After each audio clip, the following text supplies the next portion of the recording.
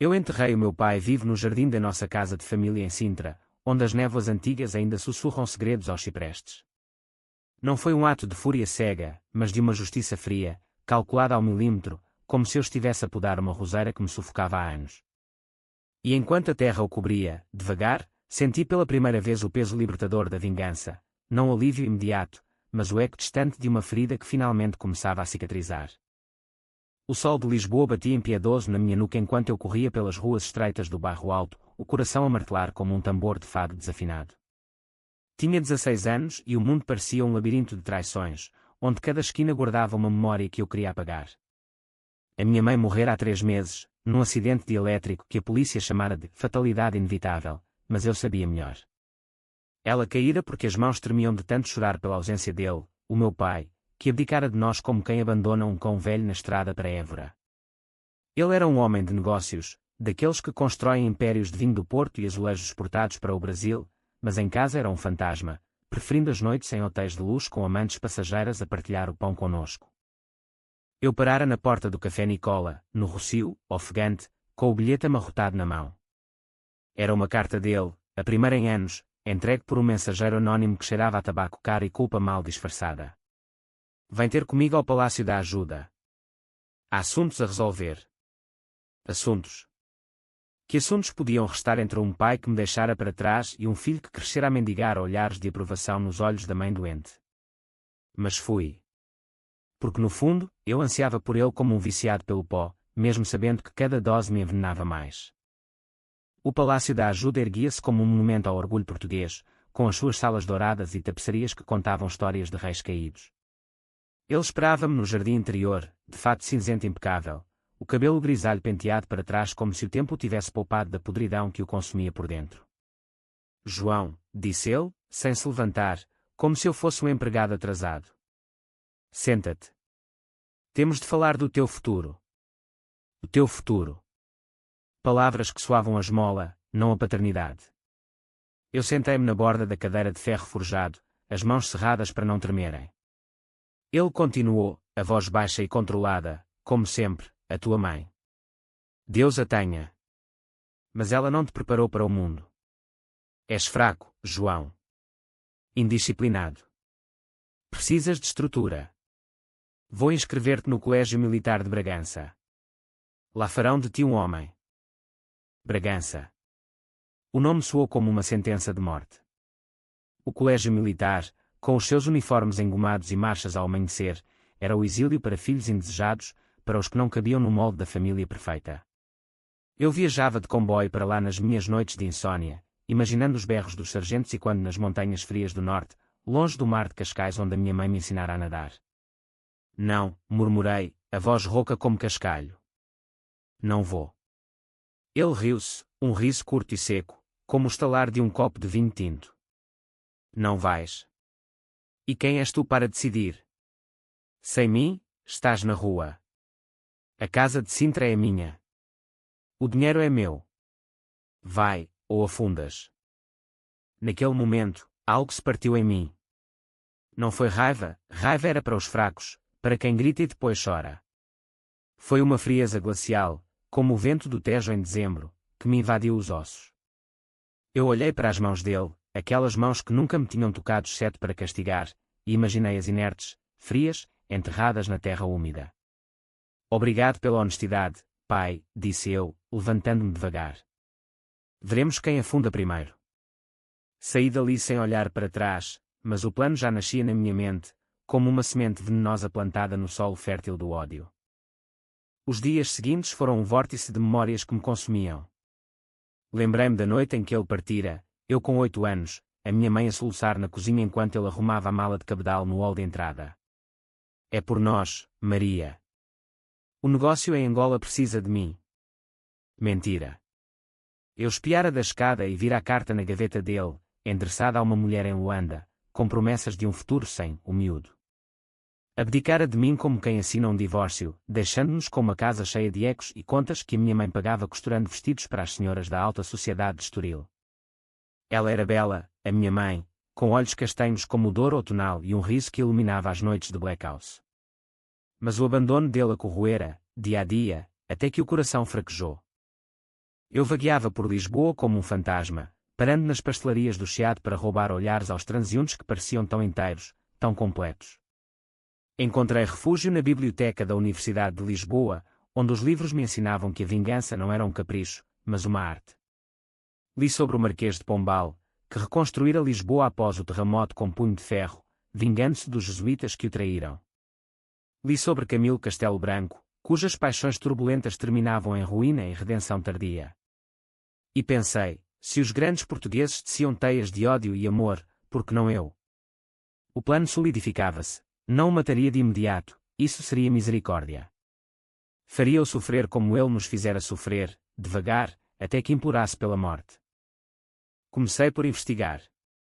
Usei o antigo computador da minha mãe, escondido no sótão da casa de Sintra, para hackear os e-mails dele, um truque simples, aprendido num fórum obscuro do Reddit, explorando a fraqueza de passwords previsíveis como o Vinho Porto 1965. Descobri amantes, subornos em contratos de exportação, dívidas camufladas em offshores nas ilhas dos Açores. Ele era vulnerável, o meu pai, uma fortaleza de papelão. Mas o golpe inicial seria pessoal, roubar-lhe o que mais prezava, a reputação na sociedade lisboeta que o idolatrava como o rei do vinho. Naquela noite, sob a lua cheia que banhava os jardins de Sintra em prata, escrevi a primeira carta anônima.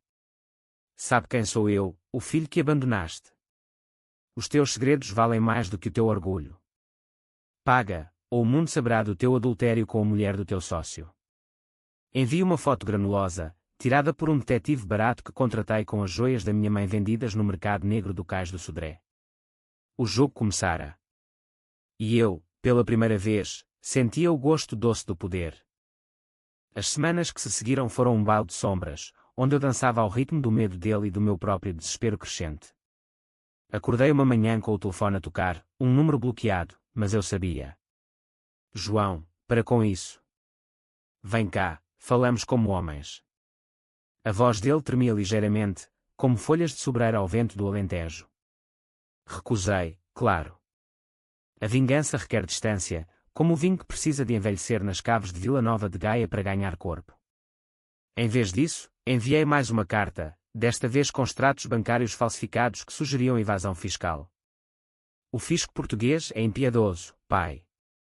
Lembra-te do caso do teu amigo, o banqueiro que acabou na cadeia de Évora.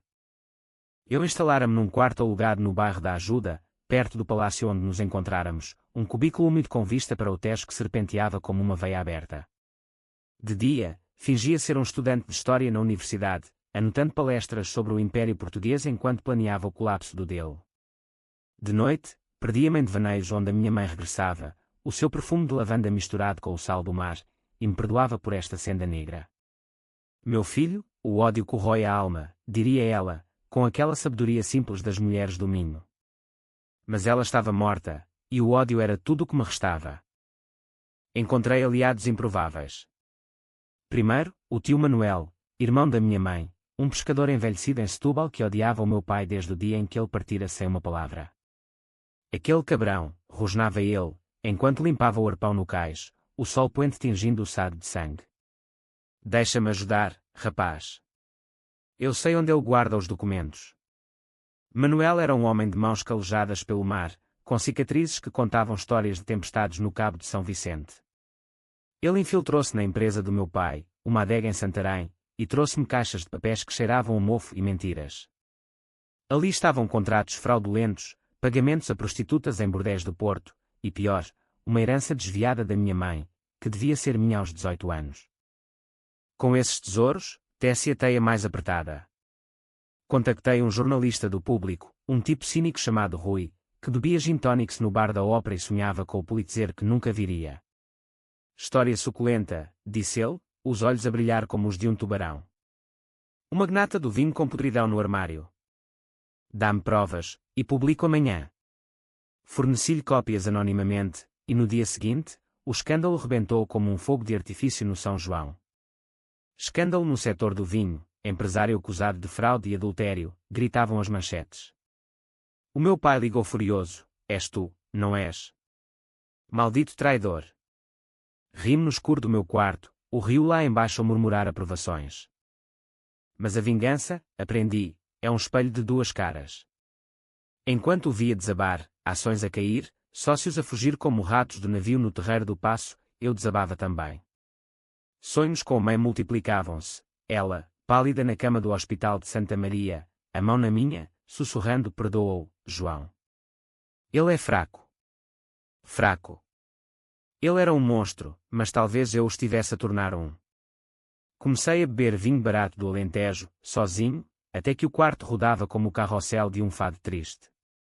E então, veio o contra-ataque dele. Uma noite chuvosa de novembro, bati à porta da casa de Sintra pela primeira vez em meses. A porta abriu-se, e lá estava ele, mais magro, os olhos enchetados como os de um touro ferido na arena de Salvaterra. Entra, grunhiu. O interior estava igual, azulejos de azul e branco nas paredes, retratos dos avós pendurados como sentinelas. Mas o ar cheirava a derrota. Sentámo-nos na sala de jantar, onde outrora comíamos bacalhau à brasa em silêncio opressivo. Queres destruir-me, é? Porquê? Eu dei-te vida. Dei-te vida. Como se isso bastasse para apagar os anos de ausência. Tu tiraste-me a vida, pai. A mãe morreu por tua causa. E agora, o colégio. Queres livrar-te de mim de vez? Ele inclinou-se para a frente, o rosto uma máscara de veias pulsantes. O colégio era para te salvar. És como ela, frágil, sonhador. O mundo esmaga os fracos. Frágil. Eu quisera gritar que era ele o frágil, o homem que fugia para amantes porque não suportava o peso da família. Em vez disso, sorri. Salvar-me? Como salvaste a tua reputação? Com mentiras. A discussão escalou, pratos a voar, palavras como facas. Ele confessou, num momento de fraqueza alcoólica: eu amava-a, João. Mas o negócio. Angola. Era uma prisão. Tu eras uma âncora. Âncora. Eu, o filho, era o peso que o afundava. Naquela noite, saí de lá com uma nova peça no puzzle, o endereço da amante principal, em Cascais, uma vila com vista para o Atlântico. Dias depois, viajei para lá de autocarro, o mar a rugir como um coro grego de tragédia. Ela chamava-se Isabel, uma mulher de 40 e poucos, com cabelos loiros tingidos e joias que gritavam novo rico. Encontrei-a no mercado de peixe, a comprar sardinhas frescas. Diga-me, perguntei, fingindo ser um repórter freelance, como é amar um homem que abandona a família. Ela empalideceu, o cesto a tremer. Quem é você? O filho dele. Contei-lhe tudo, sem piedade, plantando sementes de dúvida. Ela chorou, mas no fim, prometeu: vou deixá-lo. Ele não merece. Mais um golpe. O império ruía, tijolo a tijolo. Contudo, no comboio de regresso, o peso caiu sobre mim. Olhei para o reflexo na janela, um jovem de olhos vazios, como os poetas malditos de Pessoa. Estava a vencer, mas a que custo? A mãe sussurrava nos ventos do mar: para, meu amor. Antes que te percas. Mas eu não podia parar. O colégio de Bragança pairava como uma ameaça, e a vingança era o meu escudo. Ou a minha prisão. O inverno de 2025 chegou a Portugal como um amante ciumento, com chuvas que transformavam as ruas de Lisboa em rios de lama e memórias. Eu passara o Natal sozinho num convento abandonado em Mafra, comendo pão e queijo de serpa enquanto planeava o próximo assalto. O meu pai, agora isolado, tentara reconquistar a confiança dos sócios com um jantar no Hotel Ritz, eu soube pelos jornais. Mas o escândalo do público ainda ardia, e os convivas sussurravam como freiras no confessionário. Ele vai cair, disse-me o tio Manuel ao telefone, a voz rouca de rumbeiro. Mas cuidado, rapaz. Os lobos mordem quando encurralados. Eu mordi primeiro. Usando os documentos de Manuel, enviei uma denúncia anónima às finanças, com provas de offshores nos Açores. Dias depois, agentes em fatos cinzentos revistaram a adega em Santarém, confiscando barris de vinho como se fossem relíquias de um rei deposto. O meu pai ligou-me naquela noite, a voz um uivo abafado: estás a acabar comigo. Para, ou eu acabo contigo. Acabo contigo. A ameaça ecoou como o sino da sede de Lisboa ao meio-dia. Ele planeava o colégio, mas agora via que eu era o predador. Vem cá, desafiei. Resolvamos como família. Encontrei-me com ele no antigo mirador de Santa Catarina, onde os turistas bebem ginginha e fingem amar a vista do Tejo. O céu estava cinzento, mas a luz filtrava-se como misericórdia relutante. Ele chegou de táxi, o casaco amarrotado, o rosto sulcado por rugas que não vira antes. João, filho. Paremos isto. Eu errei. Volta para casa. Esquece o colégio. Filho. A palavra soou falsa, como vinho avariado. Sentei-me no banco de pedra, as mãos nos bolsos para esconder o tremor. Casa. Qual casa? A que roubaste à mãe? Ele sentou-se ao meu lado, pela primeira vez próximo, e cheirava a desespero, suor misturado com aftershave caro. Contou-me a sua versão, como um confessor no Carmo. A partida para Angola fora por amor a uma mulher local, mas voltar arrependido. Eu queria-te de volta, mas a tua mãe. Ela odiava-me. Dizia que eu destruíra tudo. Mentira. A minha mãe perdoara em silêncio, costurando cartas não enviadas que eu encontrara no sótão. Mas ouvi, fingindo empatia, enquanto o sol se punha num fogo laranja. E agora? Queres que eu pare? Ele assentiu, olhos úmidos. Sim. E eu ajudo-te. Herança, estudos. O que quiseres. Era a brecha. Prova, disse eu. Conta-me o segredo da tua maior traição. Ele hesitou, depois murmurou, traí o meu sócio em 2010. Fui eu quem vazou os planos para os chineses. Ganhei milhões, mas ele suicidou-se no Douro. O segredo perfeito. Gravei a conversa no telemóvel, escondido no casaco. Naquela noite, enviei o áudio ao sócio sobrevivente, um homem chamado Vasco que vivia em Coimbra, amargurado pelo suicídio do irmão. Vingança partilhada é vingança dobrada, escrevi. Vasco respondeu horas depois, obrigado.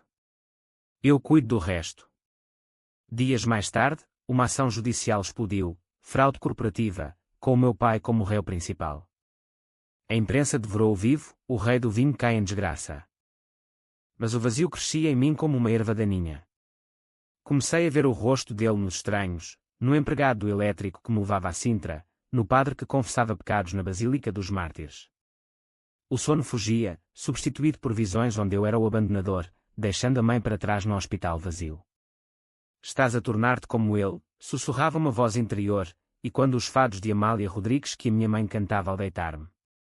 Tentei resistir, mergulhando em distrações, um caso fugaz com uma rapariga chamada Sofia, estudante de arte no Chiado, cujos beijos sabiam a café e rebeldia. Conta-me a tua história, pedia ela, os olhos verdes como o mar da Nazaré. Contei uma versão edulcorada, mas no fundo, sabia que a atraía o meu abismo. O clímax aproximava-se. O tio Manuel avisou, ele sabe que és tu. Contratou um detetive. Fugi para o Algarve por uns dias, escondido numa pensão em Lagos, onde as falésias vermelhas me lembravam sangue seco. Ali, sob o céu estrelado, reli as cartas da mãe, ama-o apesar de tudo, João. O perdão liberta. Mas o perdão era fraqueza. Regressei a Lisboa determinado. O plano final, confrontá-lo na casa de Sintra, forçá-lo a assinar a renúncia à herança e à custódia, gravada em vídeo. Depois, o colégio seria história, e ele, um homem quebrado. Cheguei à meia-noite, a chuva a fustigar as romarias de pedra. A porta estava entreaberta, como um convite ao inferno. Lá dentro, ele esperava na sala, uma garrafa de Porto aberta na mesa, o revólver do avô ao lado, relíquia da guerra colonial. Sabia que vinhas, disse, a voz pastosa. Senta-te, filho. Vamos acabar disto. Filho, de novo. Sentei-me, o coração a galopar como cavalos na Gulgã. Assina isto, empurrei o papel, e acaba o pesadelo. Ele riu, amargo. Pesadelo. Tu criaste-o. Mas eu amo-te, à minha maneira. Amo-te. As palavras atingiram como um murro. Por um instante, vi o homem por trás da máscara, o rapaz de trás os montes que sonhara grande e falhara. Mas o revólver moveu-se. Ou morres tu, ou eu. O tempo parou. Eu investi, as mãos no pulso dele, o metal frio contra a pele. Lutámos, pratos a estilhaçar, quadros a cair. Ele era mais forte, mas o ódio dava-me asas. Desviei o cano, e o tiro ecoou, perfurando o teto como um grito ao céu. Caímos, ofegantes. Supliquei, pela primeira vez. Mas ele ergueu-se, olhos selvagens. Nunca. Tu és a minha ruína. Naquele momento, soube, a vingança não acabaria com um papel, precisava de algo definitivo, enterrado nas raízes de Sintra. A madrugada raiou sobre Sintra como uma sentença adiada, com os primeiros pássaros a chilrear inocentes enquanto eu limpava o sangue do chão da sala. Não era sangue nosso, um arranhão superficial no braço dele, mas o suficiente para manchar o tapete persa que a minha mãe comprara em Marrakech. Ele jazia amarrado à cadeira, os pulsos presos com cabos elétricos do sótão, o rosto inchado de lágrimas e uísque. Desamarra-me, João. Somos família. Família. A palavra era um veneno doce, destilado ao longo de anos de silêncios. Eu andava de um lado para o outro, o revólver no bolso como um talismã profano. O plano mudara, não bastava ruir o império, precisava de quebrar a alma dele, como ele quebrara a da minha mãe. Lembras-te da noite em que ela morreu? Perguntei, parando à sua frente. Ele baixou a cabeça, os cabelos grisalhos colados ao suor. Sim. Liguei para o hospital. Tarde demais. Tarde demais. Eu rira-me, amargo. Tu nem foste ao funeral. Preferiste uma reunião em Madrid. Era verdade, eu enterrei-a sozinho, com o tio Manuel e uma mão cheia de vizinhos piedosos, sob o cipreste do cemitério de Cascais.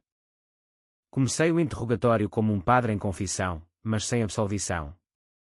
Forcei-o a reviver cada traição, a amante em Luanda, grávida de um filho que nunca conhecera, os cheques falsos para pagar dívidas de jogo no Casino Estoril, a herança da avó, desviada para comprar a vila em Cascais. Ele confessava aos soluços, a voz quebrando como vidro fino. Eu era ambicioso, João. Queria dar-te o mundo. O mundo. O meu mundo fora uma casa vazia, jantares frios de sardinhas enlatadas, e a mãe a tossir sangue na cama enquanto eu estudava à luz de uma vela poupada. Gravei tudo, o telemóvel escondido na prateleira de livros, edições raras de essa de Queiroz que ele nunca lera. O primo Basílio, ironia cruel, com as suas paixões adúlteras. Enquanto ele falava, eu sentia o abismo alargar-se em mim. O prazer da dor dele era efêmero, como o fogo de artifício no Tejo, logo, restava o cinzento. Lembrei-me de Sofia, a rapariga do Chiado, que me deixara após uma noite de confissões parciais. Tens demónios nos olhos? Dissera ela, beijando-me a testa antes de partir. Demónios. Talvez. Mas eram herança dele. O sol subiu, banhando o jardim em luz impiedosa. Levei-o para lá, arrastando-o pela escada de madeira que rangia como ossos velhos. O jardim de Sintra era um labirinto de românticos, palmeiras sussurrantes, estátuas de deuses gregos cobertas de musgo, e o solo fértil onde o meu avô plantara vinhas que deram origem à fortuna. Aqui, disse eu, apontando para um canto sombreado sob o cipreste. Aqui enterraremos os teus pecados. Ele debateu-se, os olhos esbugalhados. Estás louco. Polícia, prisão. Rime. Prisão. Tu já estás preso, pai. Na tua culpa. Cavei com a pá do avô, o suor a escorrer como lágrimas não choradas. A terra era macia, cheirando a humus e segredos antigos, Sintra, terra de fadas e fantasmas, perfeita para este ritual. Enquanto cavava, ele implorava, pensa na tua mãe. Ela queria paz. Paz. A palavra cortou-me. Parei, a pá no ar, e por um instante, vi-a, de vestido florido, a rir no piquenique de Belém, pastéis de nata nas mãos. Ela queria-te inteiro, respondi. Mas tu partiste-á. Recomecei a cavar, mais fundo, o buraco como a boca aberta do inferno. Quando o buraco teve 2 metros, amarrei-lhe os tornozelos e empurrei para dentro. Ele caiu com um gemido, o corpo dobrado como um boneco quebrado. João. Filho, por favor. Filho. Agora, era súplica, não posso. Polvilhei terra sobre ele, devagar, camada a camada, enquanto recitava os pecados dele como um rosário invertido. Pelo abandono, uma pá. Pelos cheques, outra. Pela morte dela, esta. A terra subia, cobrindo as pernas, o torso, até aos ombros. Ele gritava, mas o jardim engolia os sons, como sempre fizera com os lamentos dos loucos do Palácio da Pena. Parei ao pescoço, ofegante. Última chance. Confessa tudo em vídeo. Renuncia a mim, à casa, ao nome. Tremendo, ele assentiu. Liguei a câmara, e ele falou, voz rouca, eu, António Mendes, renuncio a tudo. Perdoa-me, João. Perdoa-me. As palavras pairaram, mas não tocaram o gelo no meu peito. Terminei o enterro, a pá ritmada como um coração moribundo. Quando só a cabeça emergia, como uma escultura grotesca, ele murmurou, acaba. Acabei, com um punhado de terra nos lábios dele silêncio. Fiquei ali horas, o sol a meio céu, o jardim imóvel. O que fizera? Vingança completa, mas o vazio era um poço sem fundo. O telemóvel vibrou, o tio Manuel, onde estás? A polícia procura-te. Procura-me. A realidade introduziu-se como uma maré alta em Matosinhos. Corri para dentro, lavei as mãos na pia de porcelana, o sangue misturado à lama. O revólver, enterrei no bosque. E fugi, para as ruas de Lisboa, onde o fado cantava de traições e regressos impossíveis. Naquela noite, num albergue do Cais do Sodré, sonhei com ele a rastejar da terra, olhos acusadores, monstro. Como eu. Acordei suado, o coração a martelar. A vingança libertara-me. Ou escravizara-me para sempre. Os dias após o enterro foram um exílio voluntário, um peregrinar por Portugal como um São João Batista moderno, pregando o evangelho da culpa a mim próprio. Escondi-me no Douro, entre vinhas que se estendiam como veias verdes sob o céu de cobalto, alugando um quarto numa quinta em Pinhão. O dono, um velho camponês chamado Zé, com mãos como raízes de oliveira, não fazia perguntas. Cada um carrega o seu fardo, dizia, servindo-me vinho tinto que queimava a garganta como remorsos. Eu bebia para esquecer, mas as memórias flutuavam, o gemido final dele, abafado pela terra, o cheiro de humus misturado a medo. A polícia procurava-me, sim. As notícias no jornal de notícias ecoavam, filho desaparecido após escândalo familiar. Empresário em coma misterioso. Coma.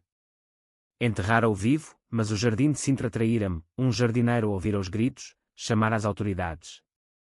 Desenterraram-no a tempo, o meu pai, roxo e ofegante, mas vivo. Vivo para testemunhar. O rapaz enlouqueceu, declarara ele aos repórteres, de cama no hospital de Santa Maria, tubos nos braços como serpentes. Enlouqueceu. Talvez. Mas quem plantara a loucura senão ele? Fugi mais para norte, para o Porto, cidade de pontes e portos onde o vinho nasce da paciência.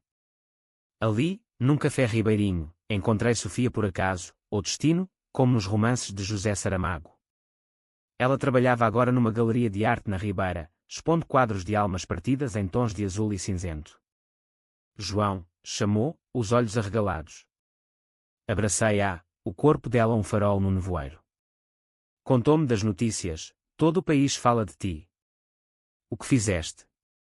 O que fizera? Enterrar o pai vivo num jardim romântico, ironia digna de um fado de Maria João Pires. Levou-me para o seu apartamento acima da galeria, um ninho de telas e livros amontoados. Na cama, entre lençóis que cheiravam a tinta e mar, confessei tudo. Vingança, disse ela, traçando os meus cicatrizes invisíveis com os dedos. Mas a vingança é um espelho. Vês nele ou em ti? Vê-la. Nos dias seguintes, ela foi o meu confessionário, passeávamos pelo Douro em barco rabelo, o rio a contar histórias de naufrágios, comíamos francesinha no Rua de Santa Catarina, o molho picante como as lágrimas que eu não chorava. A tua mãe perdoaria, disse Sofia uma noite, sob as estrelas da Serra do Pilar. E tu? Perdoas-te? Não. O julgamento veio como uma maré inevitável. A polícia encontrou-me numa batida de rotina, o Zé da Quinta traíra, por uma recompensa minguada. Levaram-me algemado pelo Porto, as pessoas a apontar como a lobos. No Tribunal de Lisboa, o meu pai testemunhou, de cadeira de rodas, o corpo marcado pela sepultura prematura. Ele planeou tudo. Cartas, denúncias, o enterro. O juiz, um homem de bigode grisalho como o de Salazar, ouviu impassível. O advogado de defesa, contratado pelo tio Manuel, argumentou insanidade, trauma do abandono. A mãe morta. Um jovem levado ao limite. O limite. Sim, eu fora dele levado ao limite, onde o amor vira ódio, e o ódio, arte macabra. Testemunhei em meu favor, voz firme, ele abdicou de mim aos 8 anos. Deixou-nos a morrer devagar. O colégio era o golpe final. A sala murmurou, mães a enxugar lágrimas, pais a baixar olhares. O meu pai gritou, mentira. Eu amava-vos. Amava. O juiz condenou-me a 5 anos no estabelecimento prisional de Évora, com terapia obrigatória. Piedade pela juventude, disse. Mas a prisão era o meu colégio militar, uniformes cinzentos, marchas ao amanhecer, disciplina para domar demónios. Na cela, um cubículo de betão com vista para Oliveiras, comecei a escrever. Cartas para Sofia, que visitava semanalmente, trazendo desenhos de paisagens livres, diário para a mãe, páginas rasuradas de arrependimentos. Enterrei-o, mas cavei o meu próprio túmulo, escrevia. As sessões de terapia com o Dr. Almeida, um psicólogo de óculos grossos, desenterravam camadas. A vingança foi o teu grito de criança abandonada. Grito. Sim, um grito e quando de Sintra ao Tejo. O tio Manuel visitava também, trazendo sardinha assada embrulhada em jornal. Ele recuperou, o cabrão. Vive em Cascais, numa casa pequena. Arrependido, diz. Arrependido. Mandava cartas, perdoa-me, filho. Vamos recomeçar. Rasgava-as, mas guardava os pedaços, como relíquias. Sofia prometia esperas, quando saíres, vamos para o Brasil, nova vida. Brasil, terra das promessas que o meu pai traíra. Anos passaram como névoa no Douro. Li vorazmente, o ano da morte de Ricardo Reis, de Pessoa, onde o exílio é eterno, a cidade e as serras, de Essa, sobre regressos impossíveis. Escrevi um livro, Terra Enterrada, sobre o nosso drama, publicado anonimamente, best-seller no top do El Corte Inglês. O dinheiro veio, o suficiente para apelar e reduzir a pena. No dia da saída, sob o sol de Évora em 2028, Sofia esperava-me no portão, o carro cheio de malas. Pronto para viver. Viver. Olhei para o horizonte, onde Sintra se erguia distante como um sonho mau. Sim. Mas primeiro, um desvio. O regresso a Sintra foi como entrar num quadro de Caspar David Friedrich, romântico, melancólico, carregado de fantasmas. O jardim cicatrizara, o buraco preenchido com rosas bravas que o jardineiro plantara, como se a terra perdoasse mais depressa que os homens. A casa estava vazia, vendida em leilão após o julgamento, mas o tio Manuel arranjara as chaves para fechar o ciclo. Sofia esperava no carro, nervosa, não demores. O passado prende. Prende. Mas eu precisava de libertar-me. Caminhei pelo relvado, o sol de verão a aquecer a pele marcada por tatuagens prisionais, um cipreste no antebraço, símbolo de eternidade e luto. Toquei o solo onde o enterro acontecera, macio agora, vivo com minhocas e raízes. Perdão, murmurei, não para ele, mas para mim. O vento nas palmeiras respondeu, um sussurro de aceitação. Lá dentro, a sala de jantar reconstruída, novos tapetes, paredes rebocadas. Encontrei uma caixa no sótão, cartas da minha mãe, não enviadas, amarradas com fita azul. Meu Antônio, volta. O João precisa de ti. Lê-las foi como reviver a dor, mas limpa, sem veneno. Dirigi para Cascais ao entardecer, o Atlântico a rugir bênçãos. A vila dele era modesta agora, uma casa branca com jardim de buganvílias, longe do luxo de outrora. Ele sentava-se na varanda, de cadeira de rodas, a ler o meu livro, Terra Enterrada, os olhos turvos por cataratas. João, disse, baixando o volume. Não fugiu, não gritou. Abraçou-me, fraco, cheirando a loção e anos perdidos. Li tudo. É a nossa história. Desculpa. Sentámo-nos à mesa de ferro, chá de limão entre nós, simples, como vizinhos. Falámos horas, do abandono, medo, filho. Medo de falhar, da mãe, eu amava-a demais para magoar mais, do enterro, senti a terra como o meu pecado. Não era perdão instantâneo, mas um rio que corre devagar, erudindo pedras. O colégio, disse eu por fim, era a tua prisão para mim. Mas eu escapei. Ele assentiu, lágrimas a cair. E eu? Ainda preso. Não. Se quiseres. Sofia juntou-se a nós ao anoitecer, o céu em chamas sobre o mar. Jantámos sardinha grelhada, vinho verde fresco, rindo de memórias, as boas, as que sobreviveram. Ele contou histórias do avô, vinhas em Trás-os-Montes, eu, das noites com a mãe a cantar fados. Pela primeira vez, família não era prisão, mas ponte. Meses depois, vendi o livro para um filme, um drama português, rodado em Sintra, com atores que choravam reais. O meu pai visitava o set, consultor relutante, a cadeira de rodas um lembrete de redenção. Sofia e eu casámos em Belém, sob os Jerónimos, com o Tejo a testemunhar. Ela engravidou, um menino, chamámo Miguel, pelo avô. A vingança. Enterrada no jardim, como uma semente que não brotou. Em vez disso, cresceu algo novo, compreensão, frágil como azulejo, mas bela. Portugal, terra de saudades e renascimentos, curou-nos devagar. E eu, finalmente, vivi, não apesar do passado, mas através dele. O fim. Não há fins em dramas verdadeiros. Só ecos, como o fado que continua a soar nas noites de Lisboa, misturando dor e esperança no acorde eterno.